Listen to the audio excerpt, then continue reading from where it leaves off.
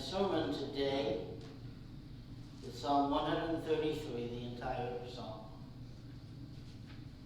A song of ascents of David.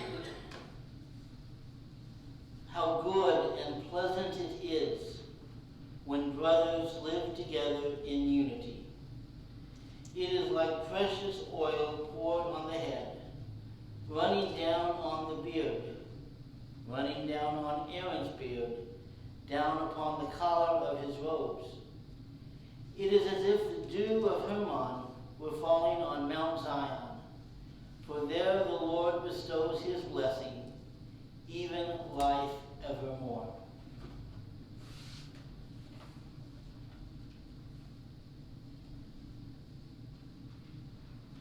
How good and pleasant. What do those words mean, and why this description? When I think of good and pleasant things, I don't think of oil running down my head. It's just not something I think of. First, something that is this good and pleasant is not ordinary. It's not something you see every day. And at least in terms of the Bible, brothers living together in unity is not something you read about everywhere. In fact, you're more likely to read stories about brothers who don't live in unity. Let's look at the first brothers in the Bible, Cain and Abel. Not much living in unity there. We go down a little further. Abraham has stepbrothers, really, stepchildren, half-brothers, Isaac and Ishmael. And they didn't get along, and more importantly, their mothers didn't get along.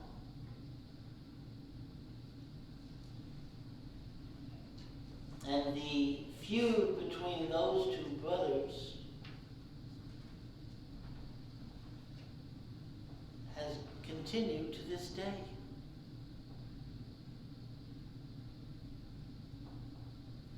Muslims trace their heritage back to Ishmael, and Jews back to Isaac.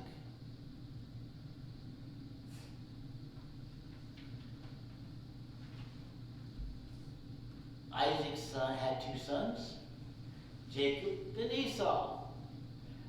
Again, they did not get along. Jacob was always getting the better and taking advantage of Esau. So it got to the point where Jacob had to run away because he was afraid Esau was going to kill him. Now they do come back and they reconcile. And then, probably a wise decision after they reconcile, they go and live in different places. Like, okay, we've forgiven each other, but let's not push it. Let's keep our distance from each other. And then Jacob has 12 sons. They don't get along either. They're always bickering, and it gets to the point where they actually sell their brother Joseph into slavery and go home and tell their dad that he was killed by a wild animal. We don't have very many accounts of brothers living together in unity in the Bible. We go a little further, and David himself had many children. And we know that at least two sets of brothers hated each other to the point of death. Absalom brother Amnon.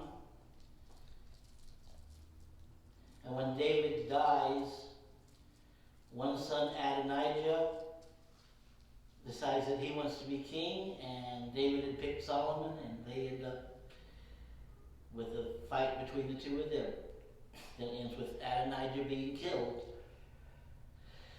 So this may be a little personal for David, saying how good and pleasant it is when brothers live together in unity. Probably because most of the time his kids did not live together in unity. And those rare moments that they did were pleasant, were good and pleasant. And then we get into the imagery that we don't understand. It doesn't fit with our culture. It is like oil being poured on the head and down the beard and onto the collar. I imagine if somebody came up to one of you and poured oil over your head, first you'd wonder what they wanted to do, and then you'd get angry. But that's because it has no meaning to us like it had in David's time.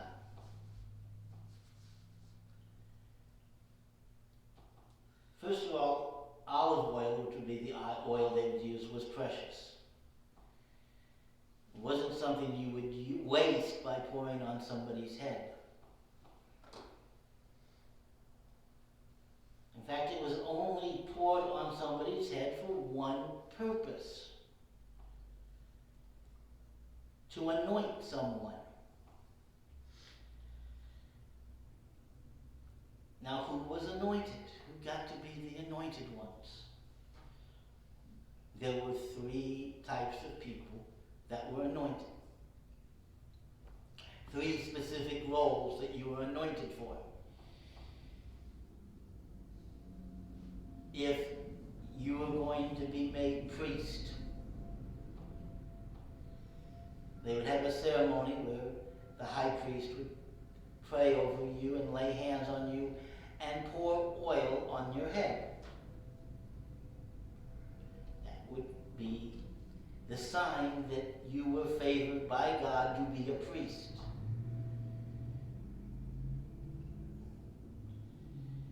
Second, we have kings were anointed.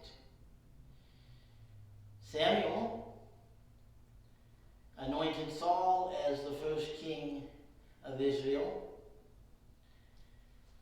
and then later anointed David as king. And part of the investiture of a new king would be the anointing. And at that point, the high priest would come and would pour oil over the head of the prince who was to become king, a sign that God had favored this person to be king. And there's one other group of people that get anointed. And those are the people that God has called to be his prophets. Most famously, Elijah, as he is nearing the end of his career, is called by God to anoint Elisha to be a prophet and follow him. So the image of oil being poured on the head and running down the beard and running down the collar,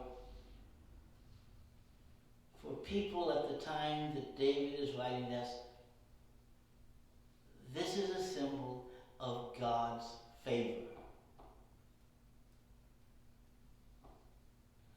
So I don't think David is talking literally about how brothers living in unity is like getting oil dumped on your head.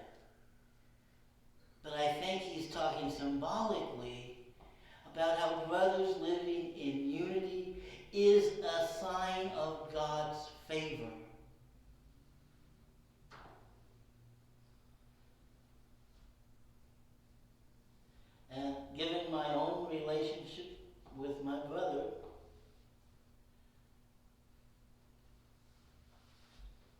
can see this is the case.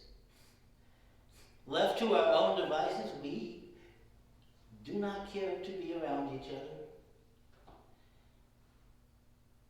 My brother has always been highly competitive. He's always got to show that he's better than me.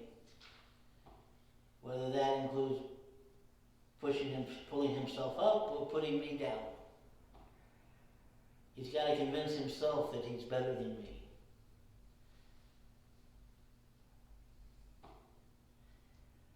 When we were little, he was always challenging me to a race.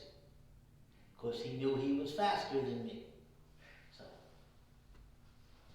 when we got older and started playing board games, he always wanted to play Monopoly with me, and he always had to be the banker.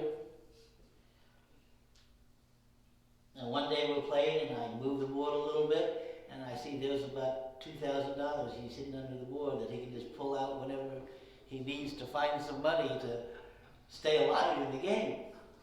I always had to show he was better.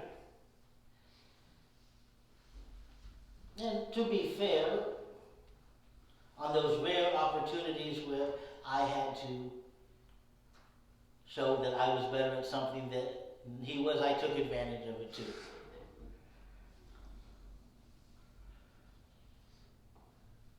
But there are times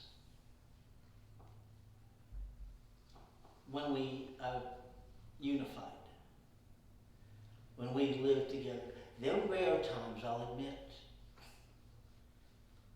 but they're also good and pleasant times.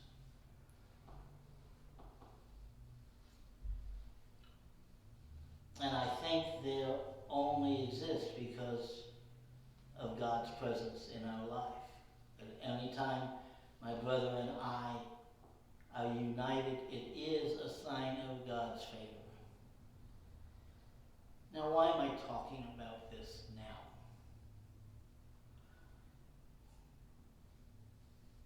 Well, we're about to get ready for the holidays. We have Thanksgiving coming up, and then we have Christmas coming up, and then we have New Year's. And sometime within these coming weeks, we're going to gather together with family. And we hope that it's going to be a wonderful gathering and everything's going to go well. But maybe we know that, I hope Aunt Eleanor doesn't show up this year. Because last time she showed up, everybody got upset. It happens. Maybe we hope Uncle Bill won't show up and want to talk politics and share his crazy conspiracy theories.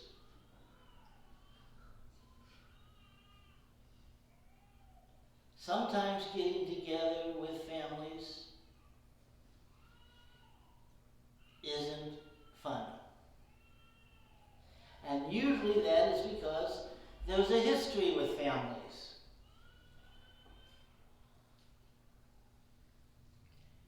Now, when I was growing up, the first thing we did, and it started to get ready for the holidays, started the 1st of November. It was not putting up the tree.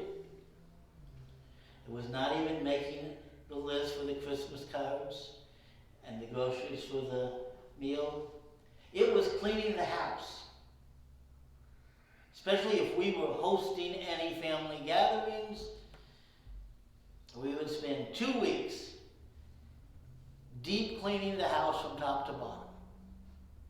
I mean, even pulling the refrigerator and the stove out from the wall to mop under them. And one time I had the nerve to ask my mom, why do we have to pull the stove out from the wall and clean under it? Nobody's going to see that. And she said, well, if your grandma drops something on the kitchen floor and it rolls under the stove, she'll see it.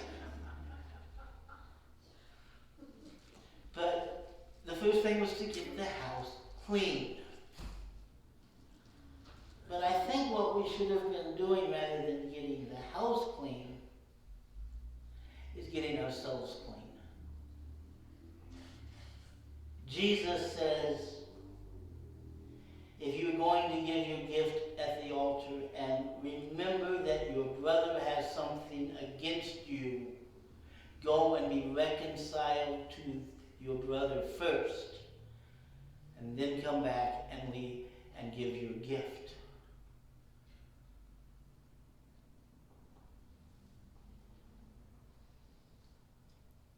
This means that before we are ready for the holidays, we have to be willing to not only forgive those family members who have offended us, we have to seek forgiveness from those family members we may have offended. And that's usually the same person. Offense rarely works one way among families. Oh, it starts out as one person offending the other, but then we got to get back at them for offending us. And it may not be big offenses, it may just be little digs and little jibes over the years. You know.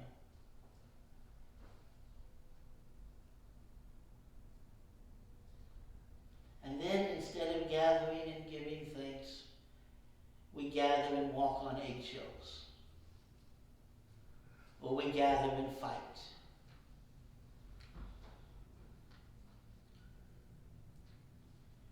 And it ruins our holidays. So before you plan your meal, before you put up your decorations or send out your cards,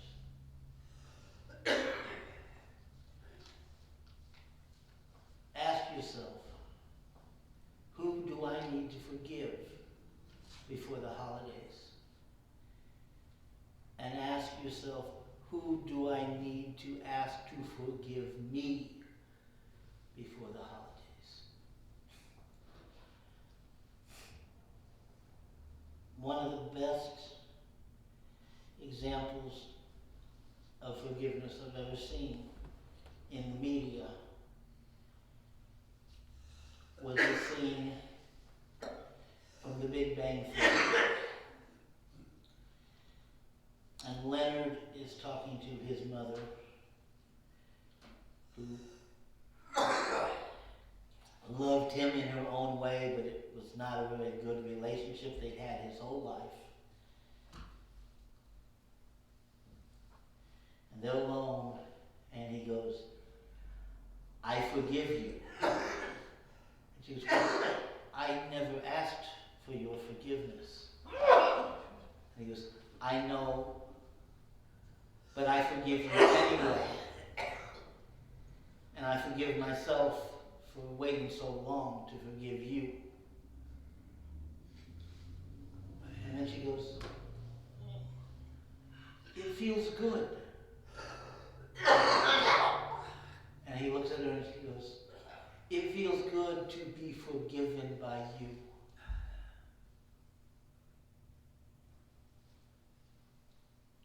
Very powerful scene in what was mostly a comedy.